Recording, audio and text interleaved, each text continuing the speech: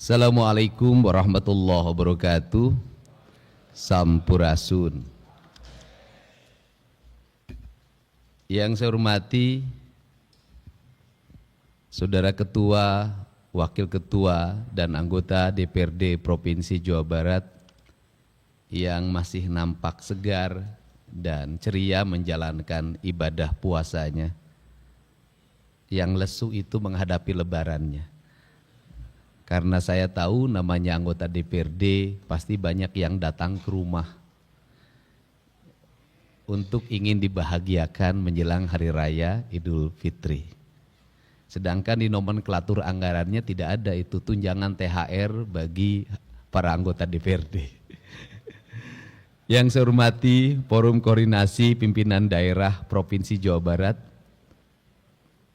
serta Ketua Pengadilan Agama Jawa Barat atau yang mewakilinya, yang saya hormati Sekretaris Daerah Provinsi Jawa Barat, yang saya hormati staf ahli, Kepala Perangkat Daerah, Biro Pemerintah Daerah Provinsi Jawa Barat, sesepuh Jawa Barat, para tokoh masyarakat, pimpinan partai politik, pimpinan organisasi kemasyarakatan, pimpinan lembaga swadaya masyarakat, para akademisi dunia usaha, serta insan media yang saya hormati dan saya banggakan.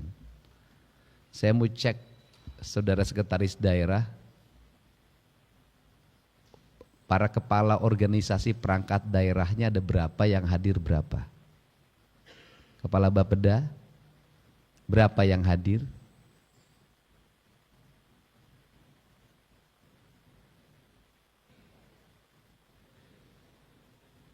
Ya, berdiri. Ya, saya pikir tidak lengkap, silahkan, karena yang nanti dipertanggungjawabkan adalah pekerjaan saudara-saudara yang sudah dikerjakan. Saya ucapkan terima kasih. Puji dan syukur kita panjatkan kehadirat Allah Subhanahu wa Ta'ala, Tuhan yang Maha, karena atas berkat limpahan rahmat dan karunia-Nya kita dapat hadir pada hari ini untuk menyampaikan laporan keterangan pertanggungjawaban LKPJ Gubernur Jawa Barat tahun 2024. Salawat dan salam senantiasa tercurah kepada Kanjeng Rasulullah SAW, kepada keluarga dan para sahabatnya, para pengikutnya, dan kita semua sebagai umatnya yang senantiasa menauladani apa yang menjadi jejak dan risalah kehidupannya. Pagi hari ini juga saya nyampaikan ucapan terima kasih pada seluruh jajaran DPRD Provinsi Jawa Barat, ketua, para wakil ketua, dan seluruh anggota pemerintah Provinsi Jawa Barat, walaupun usia pemerintahannya baru mencapai 30 hari, efektif kerjanya baru 13 hari karena dipotong acara Ritet di Magelang. Salah satu hal kebijakan yang kami ambil pada 2 hari yang lalu adalah membebaskan tunggakan pajak kendaraan bermotor bagi seluruh masyarakat di Provinsi Jawa Barat. Mungkin orang akan bertanya, kenapa harus mengorbankan tunggakan yang mungkin bisa mencapai sekitar 30 miliar, 30 triliun tunggakan. Tetapi justru saya melihat terbalik. Mereka tidak membayar itu karena tidak mampu membayar tunggakan yang lalu. Akhirnya makin bertumpuk. Daripada makin bertumpuk mereka tidak bayar tunggakan dan tidak bayar pajak tahun 2025, saya lebih memilih untuk memotong cerita masa lalu tetapi membangun cerita masa depan. Dan bisa dilihat hari ini progres orang menjelang lebaran biasanya sepi ke kantor Samsat. Hari ini penuh sesak sejak pagi dan kenaikannya mencapai 30-40%. Saya yakin dalam setahun ke depan sisa waktu sekitar 9 bulan, justru pajak kendaraan bermotor akan mengalami lonjakan, prediksi saya sekitar 30% kenaikan pendapatan. Dan harapannya adalah ini memberikan implikasi pada membangun infrastruktur, dan saya katakan yang akan menjadi fokus ke depan setelah infrastruktur jalan provinsi adalah infrastruktur jalan kabupaten kota. Jalan kabupaten kota harus mendapat perhatian ke depan mengingat dana alokasi khusus untuk infrastruktur jalan itu hari ini hilang. Untuk itu diperlukan upaya-upaya yang keras, upaya-upaya yang luar biasa untuk menjawab seluruh tantangan kebutuhan masyarakat. Dan kami sampaikan kami sedang menyiapkan sistem setelah tanggal 6 Juni nanti, mudah-mudahan sistemnya bisa berjalan, motor dan mobil yang tidak bayar pajak tidak bisa lagi jalan di jalan-jalan Provinsi Jawa Barat. Sistemnya lagi kita rumuskan, mudah-mudahan bisa diterapkan. Pada kesempatan hari ini izinkan saya menyampaikan laporan keterangan pertanggungjawaban Gubernur Jawa Barat tahun 2024. LKPJ Gubernur Jawa Barat tahun anggaran 2024 ini disusun berdasarkan Permendagri 19 tahun 2024 dengan peraturan pelaksanaan Peraturan Pemerintah Nomor 13 tahun 2021 tentang laporan dan evaluasi penyelenggaraan pemerintahan daerah serta merupakan bentuk pertanggungjawaban gubernur selama tahun anggaran 2024. Saya sampaikan terima kasih dan apresiasi yang setinggi-tingginya kepada pimpinan dan anggota DPRD Provinsi Jawa Barat serta semua pihak atas dukungan dan kerjasama yang sangat kooperatif terhadap seluruh penyelenggaraan pemerintah daerah selama tahun anggaran 2024.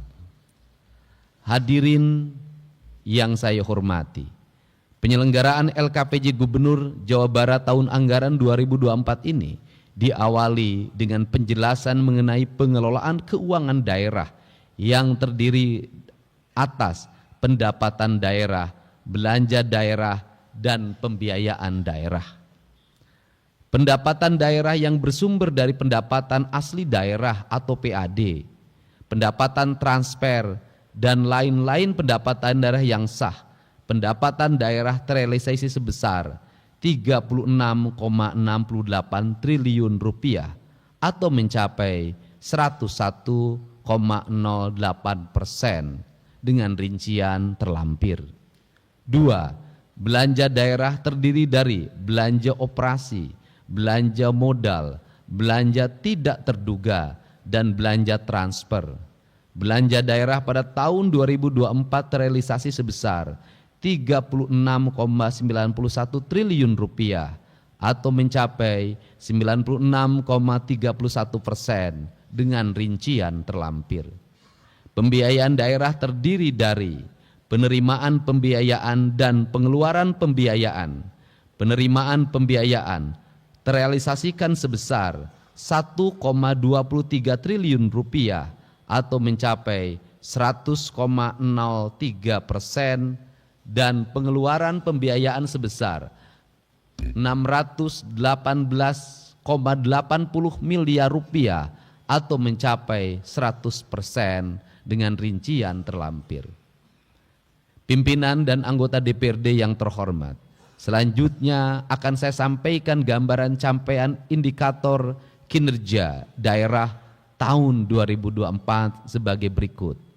Capaian indikator kinerja makro yaitu indeks pembangunan manusia mencapai 74,92 poin, laju pertumbuhan ekonomi terkontraksi 4,95%, presentasi penduduk miskin 7,46%, tingkat pengangguran terbuka 6,75%, indeks Gini 0,41 poin, pendapatan per kapita ADHB 56,606 juta rupiah, dan laju pertumbuhan penduduk mencapai 1,13%. Pada indikator sasaran dan tujuan tahun 2024, capaian indikator ditunjukkan melalui rata-rata lama sekolah mencapai 8,87 tahun. Harapan lama sekolah mencapai 12,80 tahun. Angka harapan hidup sebesar 75,16 tahun. Prevalensi stunting mencapai 21,70%, angka tahun 2023. Pengeluaran per kapita disesuaikan sebesar 12,16 juta rupiah. Indeks pembiayaan gender atau IDG sebesar 71,74 poin, masih angka tahun 2023. Indeks pelindungan anak mencapai 65,61 poin, angka tahun 2023. Indeks pembangunan pemuda mencapai 51,17 poin, angka tahun 2023. Laju pertumbuhan sektor industri mencapai 3,52%. Laju pertumbuhan sektor perdagangan tercatat sebesar 4,85%. Skor pola pangan harapan atau SPPH tercatat sebesar 93,28%. Nilai tukar petani atau NTP tercatat 112,17 poin. Laju pertumbuhan sektor pertanian, kehutanan dan perikanan sebesar 1,59%. Laju pertumbuhan sektor penyediaan akomodasi, makanan dan minuman sebesar 6,43%. Indeks Williamson sebesar 0,686 poin. Tingkat konektivitas sebesar 60,47%. Pembentukan modal tetap bruto atau PMTB ADHB mencapai 697,37 triliun rupiah. Proporsi kredit UMKM terhadap total kredit sebesar 26,84%, masih angka tahun 2023. Indeks kualitas infrastruktur 76,06%. Persentase rumah tangga hunian layak sebesar 56,25%. Indeks kualitas lingkungan hidup mencapai 66,02 poin. Tingkat upaya penurunan emisi gas rumah kaca mencapai 7,99%. Indeks resiko bencana atau IRB sebesar 111,15 poin. Indeks desa membangun mencapai 0,8012 poin. Indeks demokrasi Indonesia mencapai 83,04 poin, angka tahun 2023. Indeks reformasi birokrasi mencapai nilai 93,08, dalam kurung mencapai A. Indeks inovasi daerah sebesar 81,27 poin. Ini yang menjadi sorotan untuk ke depan adalah indeks birokrasinya sudah A. Tapi indeks birokrasi A ini tidak akan memiliki makna apapun manakala kemiskinan masih tinggi, laju pertumbuhan penduduk masih tinggi, laju pertumbuhan ekonomi masih rendah, kemudian lamanya sekolah masih 8 tahun. Karena bagi saya ukuran layanan birokrasi bukan pada administrasi birokrasi, tapi pencapaian pembangunan itu sendiri sesungguhnya itu layanan birokrasi yang sebenarnya. Indeks daerah, indeks inovasi daerah sudah disampaikan tadi. Hadirin yang saya hormati, selanjutnya saya sampaikan capaian kinerja yang disampaikan berdasarkan urusan pemerintahan sebagai berikut. Urusan pemerintahan wajib pelayanan dasar meliputi urusan pendidikan, ditunjukkan dengan realisasi angka partisipasi sekolah atau APS usia 16 sampai 18 tahun sebesar 71,15%.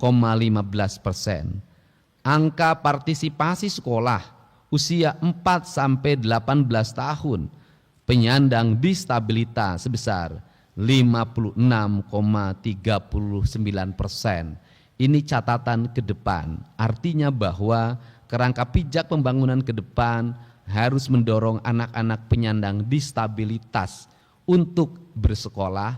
Caranya tidak usah dibuat sekolah eksklusif, tetapi dibuat sekolah inklusif, di mana sekolah-sekolah dasar, sekolah menengah pertama dibuat ruang khusus untuk penyandang disabilitas. Mereka bisa bersama bersekolah dengan anak-anak yang lainnya secara setara. Karena jumlah sekolah yang inklusif jaraknya jauh dan rata-rata penyandang disabilitas orang tuanya tidak mampu. Mereka habis oleh ongkos untuk pergi ke sekolahnya.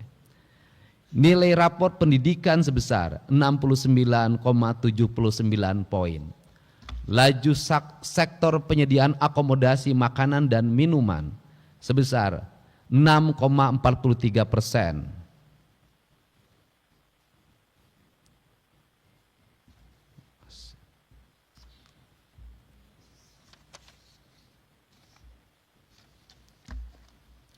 Urusan kesehatan ditunjukkan dengan realisasi angka harapan hidup sebesar 75,16 tahun.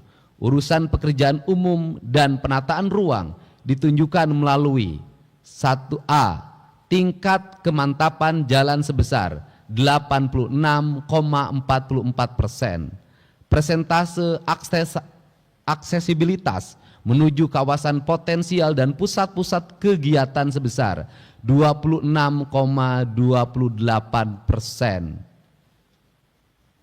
Ini yang masih catatan, artinya bahwa perspektif untuk pembangunan infrastruktur ke depan harus mulai diarahkan pada persentase aksesibilitas menuju kawasan potensial, kawasan ekonomi, kawasan industri, kawasan pertanian, kawasan peternakan, kawasan perikanan, kawasan kelautan, karena itu yang akan memberikan daya dorong terhadap pertumbuhan ekonomi.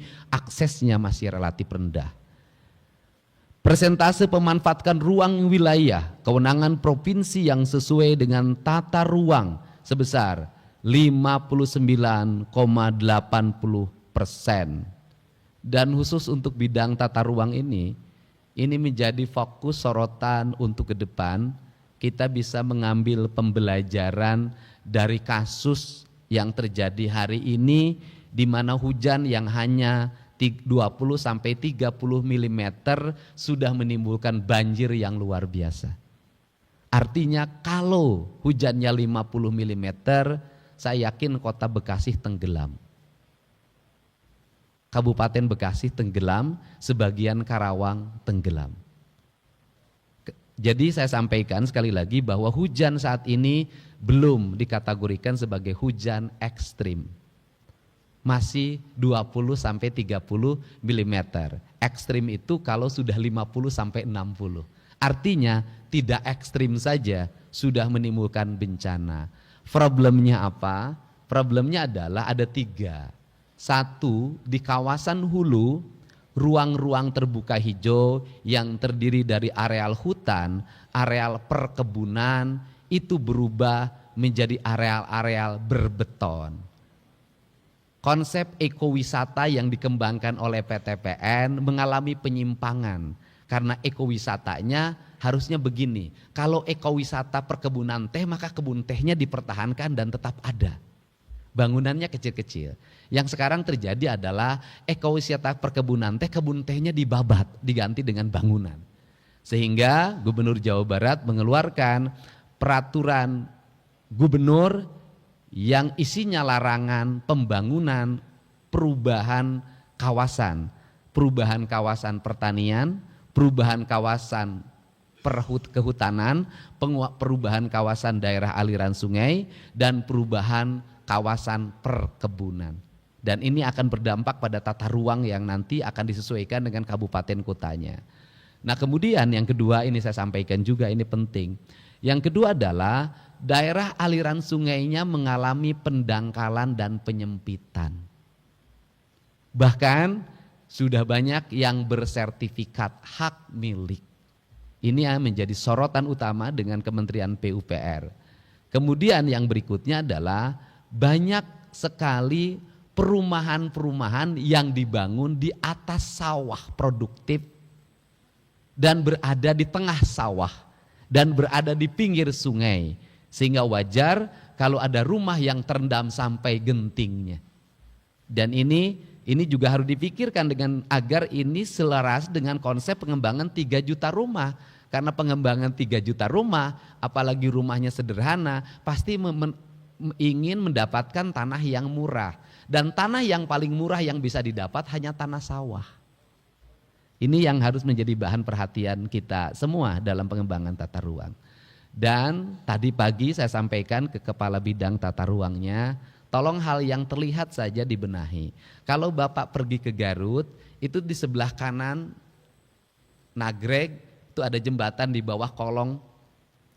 Yang masuk itu di bawah kolong ada jembatan di terowongan, di sebelah kanannya kan penambangan. Di sebelah kirinya penambangan, di bawah penambangan. Coba hitung, nanti minta ITB untuk menghitung takaran penambangan itu. Apakah kalau batu-batunya lepas akan berdampak enggak pada jembatan yang di terowongan itu?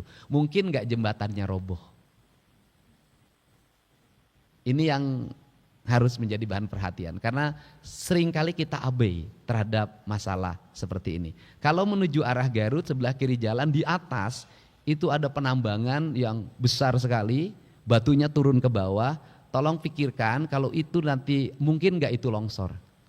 Ini pertimbangan seperti ini harus dilakukan karena bagi saya lebih baik mencegah karena sudah terjadi bencana biayanya sangat mahal.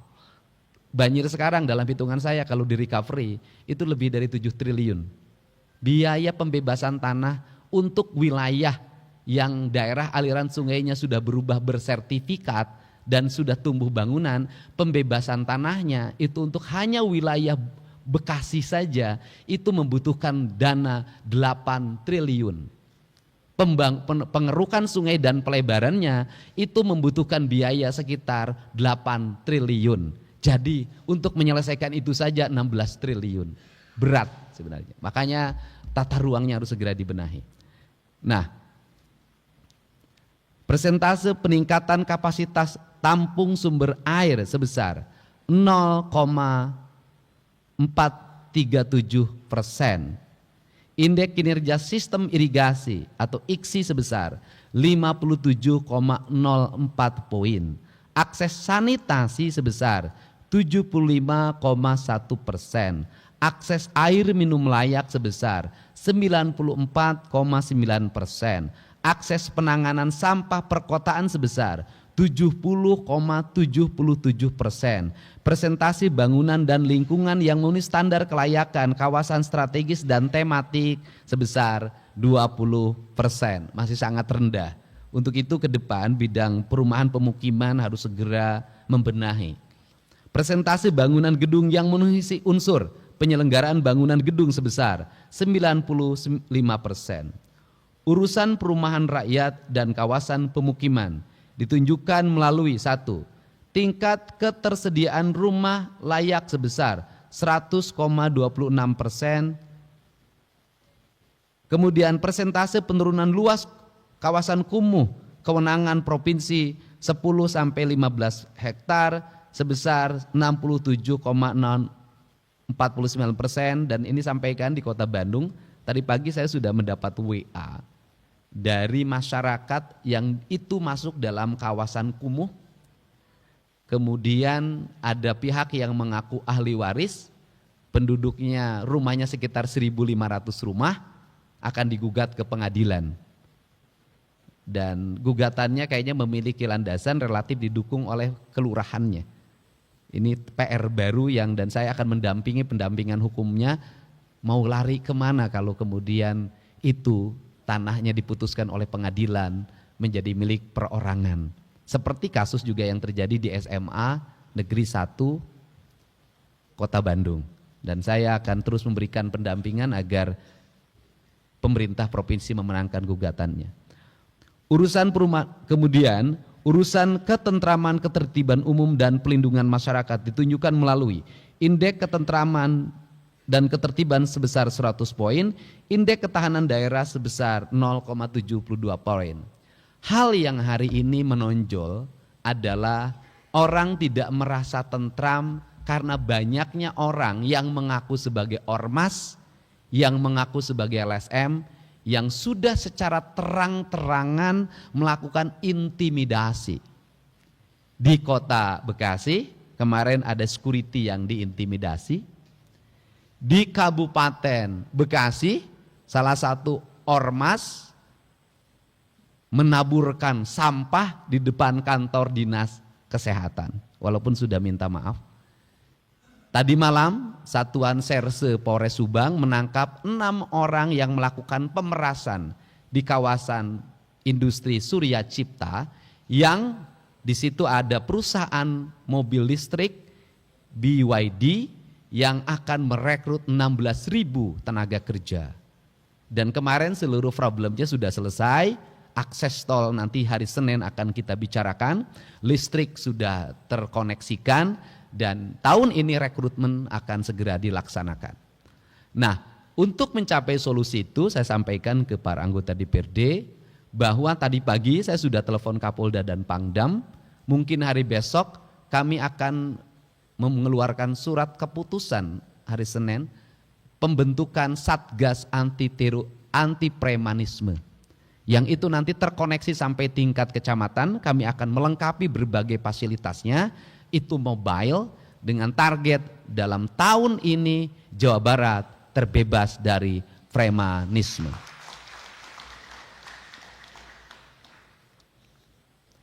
Urusan sosial, realisasi tahun 2024 ditunjukkan melalui indeks kesejahteraan sosial sebesar 44,57 poin. Urusan pemerintahan, nah ini urusan sosial, ada yang kasat mata. Di jalan-jalan menuju gedung DPRD ini, di perempatan-perempatan masih banyak orang yang minta-minta, orang yang ngamen. Saya sudah minta ke dinas sosial, siapkan alokasi, mereka bawa problemnya apa, kalau memang kampungnya anterin ke kampungnya, kemudian cari solusinya. Kalau nggak berubah-berubah manusianya, kita tegas saja, tidak boleh lagi ada ngamen-ngamen di perempatan yang tidak jelas ngamennya. Ngamennya bukan berkesenian tapi hanya sekedar cari uang, yang ngelap-ngelap kaca, bawa anak-anak kecil untuk minta-minta. Karena bagi saya Kota Bandung adalah etalase dari peradaban Provinsi Jawa Barat. Saya tidak mau setelah hari raya ini tidak boleh lagi ada perempatan diisi oleh gelandangan, dan pemerintah provinsi, kabupaten, kota harus mampu menyelesaikannya secara tuntas. Ini komitmen saya. Kemudian urusan pemerintahan wajib non pelayanan dasar meliputi urusan tenaga kerja, ditunjukkan melalui persentase pencari kerja diberdayakan sebesar 76,61%. Tingkat pelindungan tenaga kerja sebesar 38,27%, masih rendah. Untuk calon tenaga kerja, saya minta DPRD yang membidangi Komisi Ketenagakerjaan, kita tidak mau lagi ke depan ada orang yang antri melamar kerja. Tetapi yang saya inginkan adalah setiap dinas kabupaten kotanya sudah memiliki data bursa kerja. Seluruh angkatan kerja ada di datanya, dan kemudian perusahaan yang akan merekrut tidak usah mengumumkan pendaftaran calon tenaga kerja. Cukup mengakses nama-nama yang dibutuhkan di perusahaan itu, kemudian diseleksi, setelah diseleksi baru mereka mengurus persyaratan kerja. Saya ingin persyaratan kerja itu diurus setelah dia dinyatakan sebagai calon tenaga kerja. Karena kalau persyaratan kerja dibuat ketika melamar kerja, orang tidak punya duit harus ngurus persyaratan tenaga kerja. Dan ongkosnya juga mereka tidak punya. Tapi kalau kemudian perusahaan mengakses langsung ke bursa kerja, maka di situ akan sangat cepat melakukan proses rekrutmennya. Yang kedua, ini disampaikan, percaloan kerja tenaga kerja di Jawa Barat sangat tinggi. Banyak sekali oknum, baik oknum aparatur, oknum karang taruna, oknum ormas, oknum LSM, oknum aparat desa, dan oknum manajer personalianya bekerja sama melakukan rekrutmen, dan di situ berbayar. Angka pembayarannya itu dari kisaran 3 juta sampai 30 juta per orang. Dan itu dilakukan secara terbuka. Untuk itu saya sampaikan bahwa tahun ini tidak boleh lagi terjadi percaloan tenaga kerja. Yang lebih menyedihkan lagi adalah orang untuk memberikan suap atau pungli calon tenaga kerjanya, banyak yang minjem ke bank emok, banyak yang minjem ke bank keliling, rata-rata 15 juta. Menyedihkan lagi, mereka menjadi tenaga kerja kontrak dan setahun kontraknya diputus dan akhirnya menjadi gelandangan orang tuanya. Jadi saya menemukan banyak kasus itu. Untuk itu ini yang harus segera dituntaskan di Provinsi Jawa Barat agar investasi kita investasi yang nyaman. Urusan pemberdayaan perempuan dan pelindungan anak ditunjukkan melalui persentase kabupaten kota yang melaksanakan 7 persyaratan pengarus utamaan gender sebesar 100%. Persentase keberhasilan penanganan kasus kekerasan, eksploitasi, dan diskriminasi terhadap perempuan sebesar 100%. Tingkat penanganan kasus kekerasan, eksploitasi, dan diskriminasi atau KED terhadap anak sebesar 100%. Persentase kabupaten kota yang menerapkan klaster kabupaten kota yang layak anak sebesar 100%. Urusan pangan ditunjukkan melalui skor pola pangan harapan atau SPPH. Tingkat ketersediaan pangan sebesar 95,37 poin. Tingkat konsumsi pangan yang terdiri dari konsumsi energi sebesar 2.069,9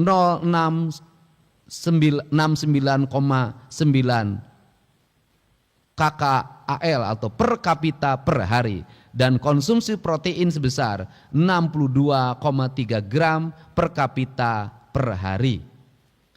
Urusan pertanahan ditunjukkan melalui tingkat tertib tata kelola pertanahan. Nah, ini di sektor pertanahan ini masih menurut saya masih terjadi problem.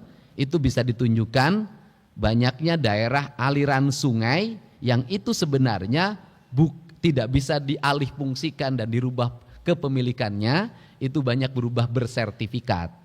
Problemnya cuma satu, biasanya ATR BPN memproses pengajuan pengsertifikatan ketika pihak desa dan kelurahan sudah memberikan keterangan riwayat tanahnya, dan biasanya bermasalahnya di pengantar desa dan kelurahannya, sehingga terjadi konflik pertanahan dan mafia tanah. Jadi di kita ini sudah, kalau lautnya sudah disertifikatkan seperti di Subang dan di Bekasi, daerah aliran sungainya sudah disertifikatkan, yang belum gunungnya sudah disertifikatkan, mata airnya sudah disertifikatkan, yang belum disertifikatkan adalah awan dan langit. Urusan lingkungan hidup ditunjukkan melalui indeks kualitas air sebesar 46,86 poin, indeks kualitas air laut sebesar 88,34 poin, indeks kualitas udara sebesar 83,68 poin, indeks upaya penurunan emisi gas rumah kaca limbah domestik sebesar 13,68 poin. Yang masih rendah itu adalah indeks kualitas air.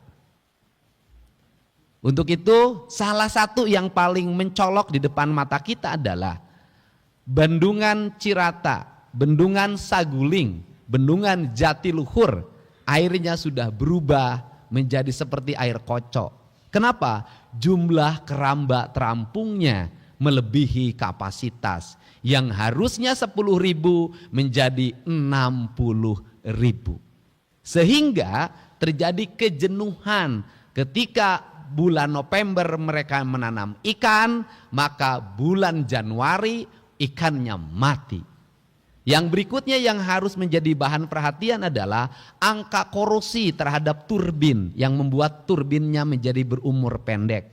Yang berikutnya adalah kualitas air, karena airnya dikonsumsi untuk kepentingan air minum baku warga melalui jaringan PDAM atau PAM, baik pemerintah di sekitar Jatiluhur maupun DKI Jakarta. Yang berikutnya yang harus dipikirkan oleh kita semua adalah alih fungsi lahan yang terjadi di hulu, kemudian mengalir ke Citarum dan sampahnya, kemudian masuk ke danau, maka danaunya akan mengalami percepatan pendangkalan. Ketika danau mengalami percepatan pendangkalan, kedangkalan danaunya tidak bisa diproses lagi. Kenapa? Karena lumpurnya tidak bisa dibuka. Kenapa lumpurnya tidak dibuka? Karena daerah aliran sungai Citarumnya kanan kirinya sudah berubah menjadi daerah perumahan dan pemukiman serta kawasan industri. Ini jangka panjang yang harus menjadi bahan perhatian karena menyangkut keselamatan warga. Kemudian yang berikutnya masih bicara air bawah tanah. Air bawah tanah sampai hari ini masih digunakan oleh industri. Tetapi izinnya tidak bisa diberikan. Izin tidak bisa diberikan, air bawah tanah tetap digunakan. Sama dengan kasus pajak kendaraan bermotor. Tidak bisa bayar, tapi tetap pakai jalan. Airnya tetap dipakai, kualitas air bawah tanah mengalami penurunan, tanahnya mengalami penurunan, perusahaannya tidak bayar pajak karena tidak ada izinnya. Saya akan mencari solusi tentang ini. Ruginya 2 kali. Tapi kita melakukan pembiaran, yang akhirnya itu biasanya ketika datang orang ditakut-takutin perusahaannya bayar, datang orang ditakut-takutin perusahaannya bayar, negara rugi. Saya nggak mau negara dirugikan seperti ini. Nah, seharusnya bagaimana? Seharusnya adalah ketika ada perusahaan yang menyedot air bawah tanah, kemudian pajaknya diambil, pajaknya diprioritaskan untuk masyarakat di sekitar perusahaan itu agar masyarakat mendapat air baku yang memadai. Ini yang menjadi fokus dan ini akan menjadi hal yang mendapat perhatian. Urusan administrasi kependudukan dan catatan sipil ditunjukkan melalui persentase kinerja administrasi kependudukan dan catatan sipil sebesar 94,26%. Urusan pemberdayaan masyarakat dan desa ditunjukkan melalui persentase strata desa mandiri sebesar 46,09% dan persentase strata desa berkembang sebesar 9,57%. Urusan pengendalian penduduk keluarga berencana ditunjukkan melalui angka fertilitas total atau total fertility rate 2,03 anak. Urusan perhubungan ditunjukkan melalui persentase peningkatan pengguna angkutan umum di Jawa Barat sebesar 4,93%. Persentase tingkat aksesibilitas sebesar 41,12%. Ini pengguna angkutan umum cenderung mengalami penurunan karena orang hari ini punya mobil sendiri dan punya motor sendiri, tetapi akibatnya kemacetan. Dan saya katakan angkutan yang paling layak untuk mengangkut secara massal dan paling efektif serta tidak mengorbankan terlalu banyak tanah adalah kereta api. Jadi misalnya di Kota Bandung mungkin ke depan kita kembangkan itu. Urusan komunikasi dan informatika ditunjukkan melalui indeks keterbukaan informasi publik sebesar 85,22 poin. Indeks sistem pemerintahan berbasis elektronik SPBE sebesar 4,73 poin. Ini rata-rata kabupaten kotanya belum terkoneksi dengan baik. Urusan koperasi dan usaha kecil menengah ditunjukkan dengan realisasi presentasi sebesar koperasi yang berkualitas sebesar 33,12%, presentasi UMKM yang naik sebesar 78,25%. Khusus untuk koperasi, kami menyampaikan ini bahan koreksi dan bahan pidana ke depan. Saya nyampaikan kemarin ke kantor wilayah BI. Di berbagai daerah itu apalagi di dekat perusahaan-perusahaan pasti ada koperasi namanya KOSIPA, koperasi simpan pinjam.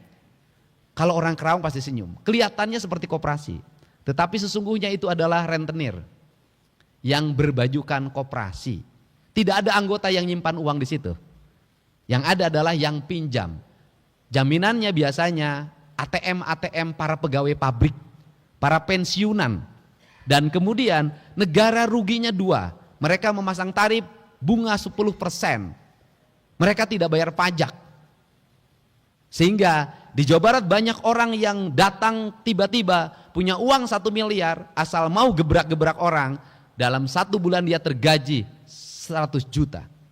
Dan itu melahirkan orang cepat kaya. Orang cepat kaya ini melakukan kekerasan kalau nagih. Dan kemudian mereka tidak bayar pajak. Rugi perbankan yang dibayar pajak dengan bunga rendah. Tetapi untuk perbankan sendiri secara terbuka saya sampaikan di sini. Saya meminta sebagai pemegang saham mayoritas di Bank Jabar untuk menurunkan bunganya. Saya minta Bank Jabar di RUPS nanti segera menurunkan bunganya. Karena bunga Bank Jabar terlalu besar menurut saya. Bunganya ini tujuannya untuk apa? Untuk akses ekonomi berkembang dan berjalan. Kalau kita hari ini mulai April nanti akan tender-tender terbuka dilakukan di mana-mana. Para kontraktor daerah menggunakan jasa Bank Jabar dengan tingkat bunga rendah. Maka itu akan mendorong pertumbuhan ekonomi di Jawa Barat. Kalau bunganya rendah maka mereka juga akan melahirkan kualitas pembangunan yang baik. Dan uangnya cepat berputar di seluruh wilayah Provinsi Jawa Barat. Jadi saya tegankan ke Bank Jabar ada 3 hal yang harus dilakukan. 1, menurunkan bunga. Yang kedua, merampingkan struktur birokrasi di Bank Jabarnya. Yang ketiga, mengurangi jumlah komisaris, mengurangi jumlah direktur. Yang keempat adalah menurunkan biaya operasionalnya yang mencapai 90%, itu harus turun ke angka 45%. Kalau itu dilakukan, maka dividen Bank Jabar akan meningkat ke depan. Dan berikutnya, kalau kira-kira CSR menimbulkan masalah dan disalahgunakan, lebih baik CSR itu dimasukkan ke kas daerah, menjadi pendapatan daerah dan menjadi dividen. Dan itu menjadi angka pembangunan. Karena ketika CSR itu kebijakannya politik, seringkali terjadi penyimpangan dan penyalahgunaan atas nama CSR. Ini RUPS-nya akan dilakukan di bulan April ke depan. Ini komitmen saya, termasuk juga Bank Jabar harus melakukan restrukturisasi terhadap jumlah kantor. Kalau kantor cabangnya tidak produktif, maka ditutup saja. Hanya kantor-kantor cabang yang produktif. Dan kemudian titik tekannya adalah pembangunan, pengembangan, fasilitas yang baik justru harus ada di kantor-kantor cabang.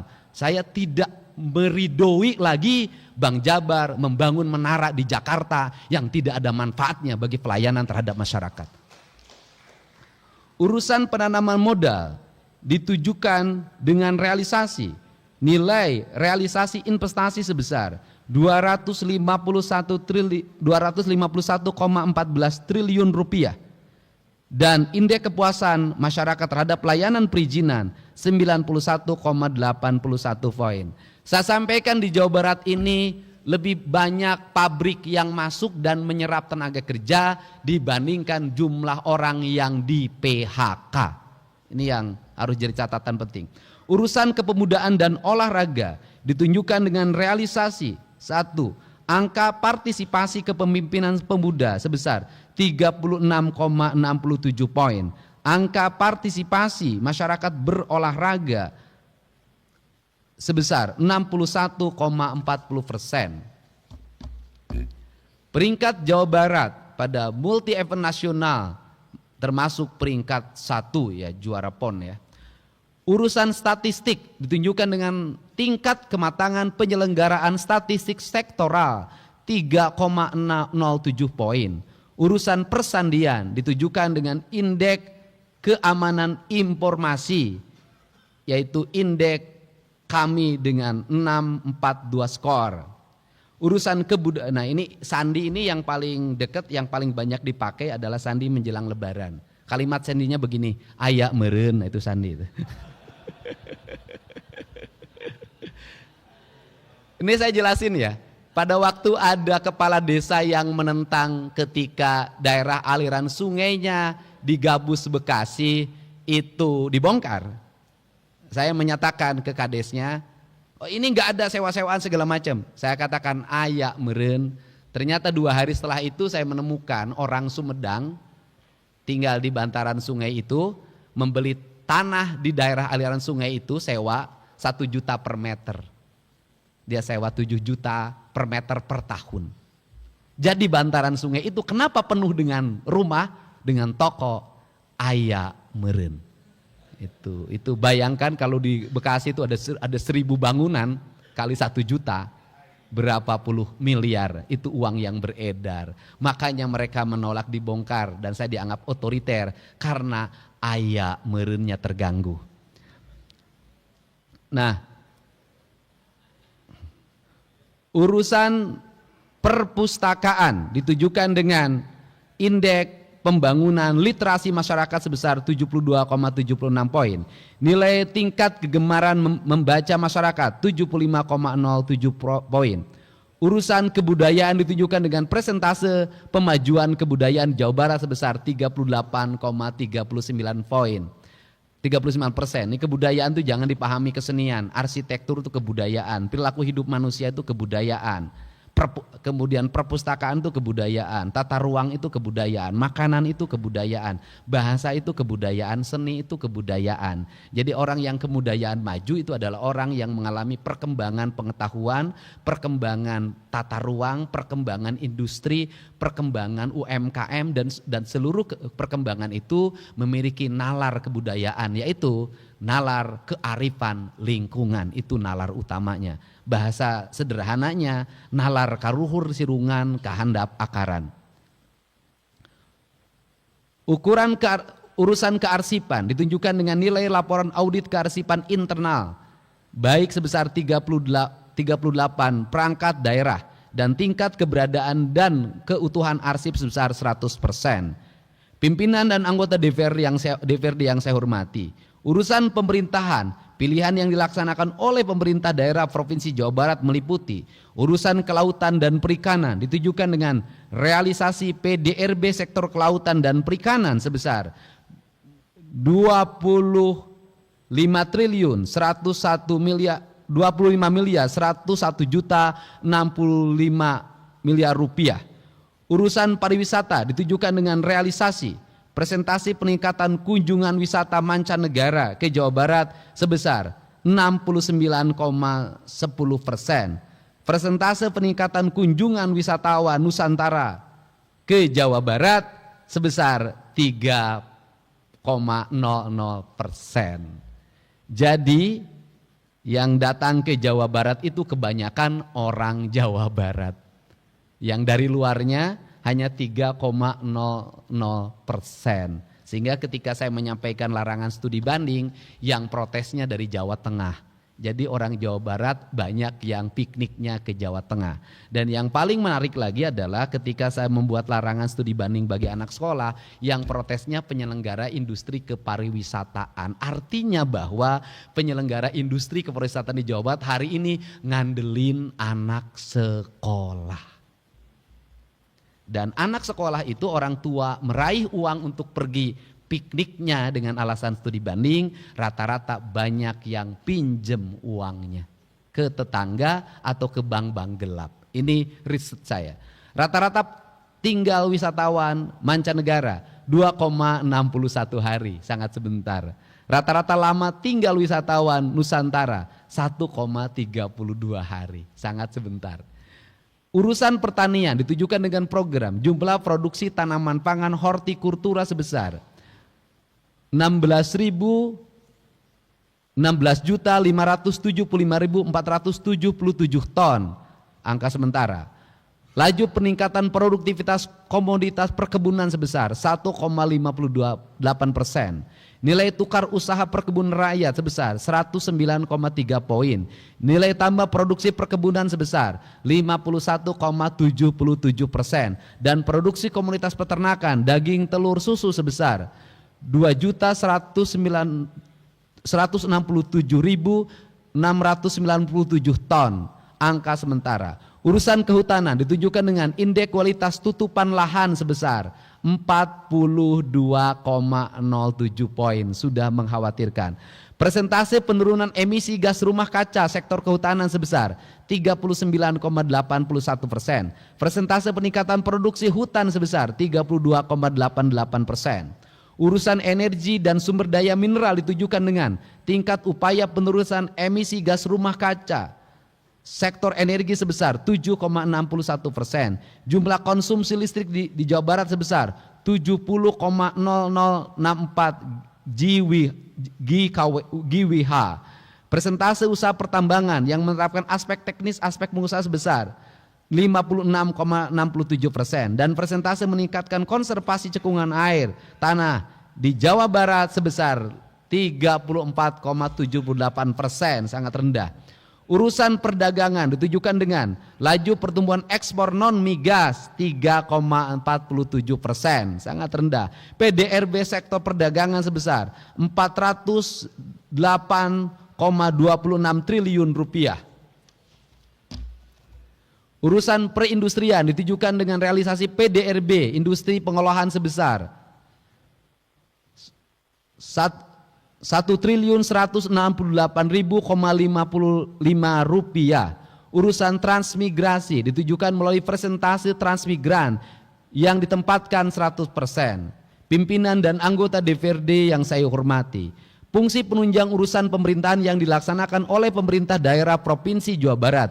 Fungsi penunjang perencanaan ditujukan dengan nilai komponen perencanaan kinerja dan penilaian atau SAKI provinsi sebesar 26,32%. Nilai komponen pengukuran kinerja dan penilaian SAKI provinsi sebesar 27,05 poin. Fungsi penunjang di bidang keuangan ditujukan dengan opini Badan Pemeriksa Keuangan terhadap laporan keuangan pemerintah daerah dengan kategori WTP. Persentase PAD terhadap pendapatan daerah sebesar 68,99%. Indeks kepuasan masyarakat atau IKM Bapenda sebesar 92,87%. Sangat tinggi. Fungsi penunjang bidang penelitian dan pengembangan ditujukan dengan realisasi persentase keterlibatan yang ditujukan oleh dokumen perencanaan daerah sebesar 100% dan persentase kematangan inovasi sebesar 79,77%. Fungsi penunjang bidang kepegawaian serta pendidikan dan pelatihan ditujukan dengan realisasi indeks sistem merit system 400 poin, indeks sistem merit atau merit system sebesar 400 poin. Indeks profesionalitas ASN dimensi kualifikasi kinerja dan disiplin 53,80 poin, masih rendah. Indeks profesionalitas ASN dimensi kompetensi sebesar 32,13 poin. Fungsi penunjang urusan pemerintahan lainnya ditunjukkan dengan capaian nilai A evaluasi SAKI pemerintah daerah Provinsi Jawa Barat. Indeks survei penilaian strategis atau SPI sebesar 73,48%. Opini BPKRI terhadap laporan pemerintah daerah LKPD Provinsi Jawa Barat dengan kategori WTP. Level tingkat maturitas implementasi sistem pengendalian sistem pemerintahan pada level 3,37 poin. Presentasi rekomendasi hasil pemeriksaan APIP internal dan eksternal ditindaklanjuti sebesar 95,10%. Indeks kepuasan masyarakat atau IKM terhadap pelayanan badan penghubung sebesar 96,85 poin pada kategori yang sangat baik. Indeks kepuasan masyarakat sebesar 4,77 poin. Persentase masyarakat yang menerapkan hasil pembinaan kebebasan, kesetaraan dan kapasitas lembaga demokrasi sebesar 100%. Persentase penurunan potensi konflik sosial sebesar 100%. Nilai reformasi birokrasi jenderal sebesar 82,33 poin. Nilai kualitas kebijakan di bidang pemerintahan dan otonomi daerah sebesar 62,72 poin. Indeks kepuasan stakeholder terhadap layanan biro pemerintahan dan otonomi daerah sebesar 89,78 poin. Persentase produk hukum pemerintah daerah Provinsi Jawa Barat yang harmonis sebesar 100%. Indeks kepuasan stakeholder terhadap layanan Biro Hukum dan Hak Asasi Manusia sebesar 95,70 poin. Nilai kualitas kebijakan kesejahteraan rakyat sebesar 78,72 poin. Indeks kepuasan stakeholder terhadap layanan Biro Kesejahteraan sebesar 77,60 poin. Nilai kualitas kebijakan perekonomian sebesar 84,51 poin. Indeks kepuasan stakeholder terhadap layanan Biro Perekonomian sebesar 97,50 poin. Nilai kualitas kebijakan di bidang BUMD, investasi dan BLUD sebesar 78,06 poin. Untuk BUMD, kebijakan gubernur hari ini adalah saya akan meminta BUMD non Bank Jabar ya. Saya akan meminta kepada BPKRI untuk melakukan audit investigatif. Nanti rekomendasinya 2, diperbaiki atau ditutup. Ini yang akan menjadi concern kami. Dan untuk pimpinan-pimpinan BUMD-nya saya tidak akan mencampuri dan biarkan itu di assessment, dilakukan fit and proper test secara terbuka dan diumumkan kepada publik secara terbuka. Ini yang ingin dilakukan. Jadi tidak ada titipan tim sukses di situ. Indeks kepuasan stakeholder terhadap layanan Biro Investasi sudah. Maturitas UKPBJ level 3. Indeks kepuasan stakeholder terhadap layanan Biro Pengadaan Barang dan Jasa sebesar 96,86 poin. Komposit kelembagaan dimensi struktural peringkat 4. Presentase perangkat daerah yang menerapkan kebijakan standar pelayan publik sebesar 100%. Nilai pelaporan kinerja sebesar 13,55 poin. Presentase perangkat daerah dengan nilai budaya kerja minimal baik sebesar 100%. Presentase perangkat daerah dengan indeks reformasi birokrasi perangkat daerah minimal kategori B sebesar 100%. Presentase perangkat daerah yang menerapkan kebijakan sistem kerja dinamis sebesar 100%. Indeks kepuasan stakeholder terhadap layanan biro organisasi sebesar 92,17 poin. Indeks kepuasan stakeholder terhadap layanan biro administrasi pimpinan sebesar 96,03 poin. Nilai akib setda sebesar 86,30 poin. Indeks kepuasan stakeholder terhadap layanan biro umum sebesar 84,79 poin. Hadirin rapat paripurna DPRD yang saya hormati.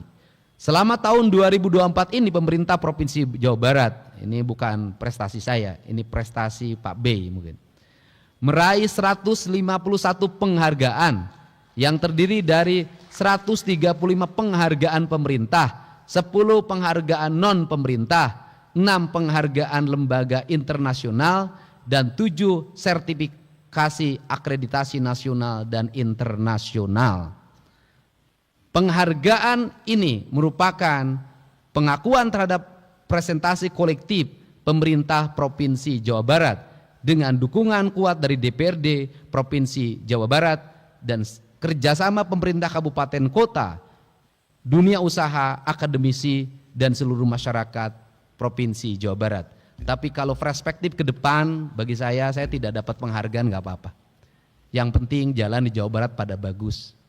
Rumah-rumah rakyat pada bagus, rakyatnya terurus, anak-anak sekolah, masyarakat Jawa Barat setiap hari tersenyum dan pemerintah turun langsung setiap kesulitan. Nggak dapat penghargaan juga nggak apa-apa. Gitu. Nah, kemudian pada momentum kita, pada saat ini kita bisa melakukan evaluasi atau renungan terhadap berbagai kebijakan yang kita lakukan.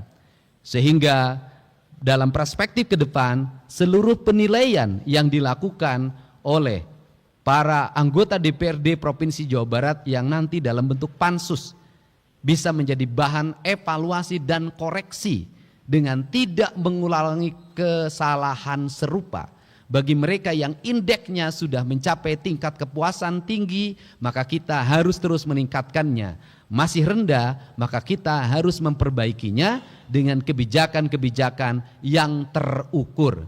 Untuk itu saya mengucapkan terima kasih, dan pada kesempatan hari ini atas nama masyarakat Provinsi Jawa Barat saya menyampaikan selamat menjalankan ibadah puasa dan selamat menyambut Hari Raya Idul Fitri 1 Syawal 1446 Hijriah.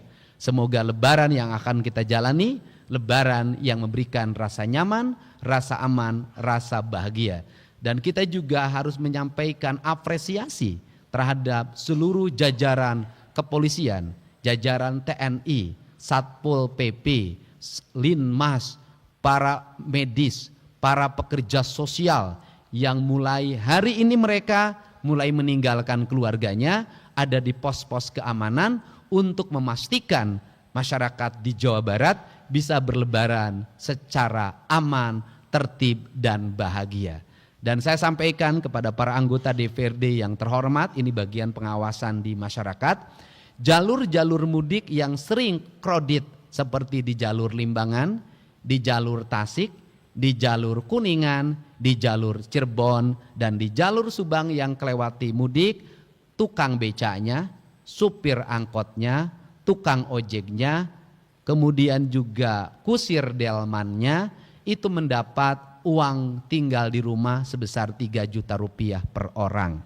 dan mereka mendapat alokasi 1,5 juta 2 hari sebelum hari raya dan 1,5 juta setelah hari raya. Mereka tidak bekerja dengan meninggalkan jalan yang mereka lalui, tetapi mereka bisa menikmati lebaran dengan baik. Ini solusi kami untuk mencegah kemacetan. Nah, untuk itu saya ucapkan terima kasih. Semoga Allah Subhanahu wa taala memberikan bimbingan dan perlindungan pada kita semua. Salam untuk keluarganya di rumah, semoga kita semua bisa menjalankan lebaran dengan penuh rasa bahagia dan sukacita. Wallahu muwaffiq ila aqwamit thoriq. Assalamualaikum warahmatullahi wabarakatuh. Sampurasun. Sekali merdeka tetap merdeka.